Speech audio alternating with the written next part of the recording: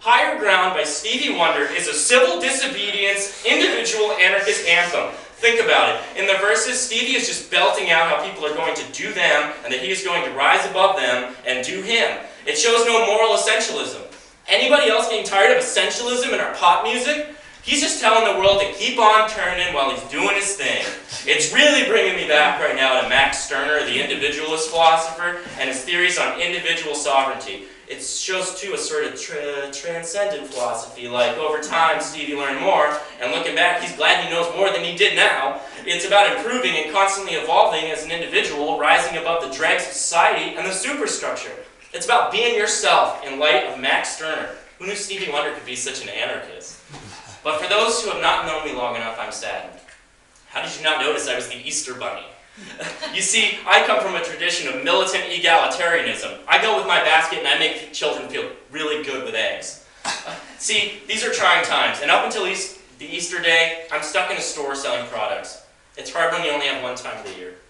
You see, big corporations capitalize on my day of rising, and I have economic troubles until my big day. My brand of commie is anthropomorphic and religious. I'm more aligned with Hegel, who of course said it was okay for a non-religious system, such as communism, to adopt the religious for the left. I'm an organic communist, yo. I was commie long before it was accepted as a means to denounce faith. I digress. I was practicing for when I skip in the meadow for 9 days.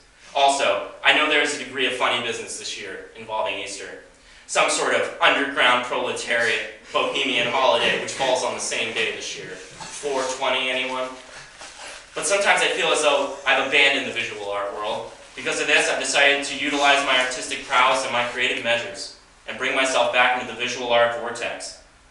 There was an orange that I had that was sold as a self-portrait here. And the artist statement says, I identify with this piece named Self-Portrait rather dubiously because it's me and because I am a motherfucking orange. Please buy this. Thank you. And I've always had a soft spot for modernism, tokening myself as a modernist slut among the vile, bitter contemporaries of mine, of whom Dickens is the star spotlight. Dickens is romanticism, an utter tomfoolery, akin to the heavy drinkers that I meet every day around here. The peasant liquid aficionados who puke nightly, their hedonistic endeavors enough to extinguish any fire within themselves. You see, the inside of a human is fire. If the human is worth any trouble at all, then the liquid will extinguish the fire. Therefore, the plebeian patty cake of socialized drinking is one of the greatest farces holding us back, a circle jerk of complacency that my proletariat becomings are scornful of.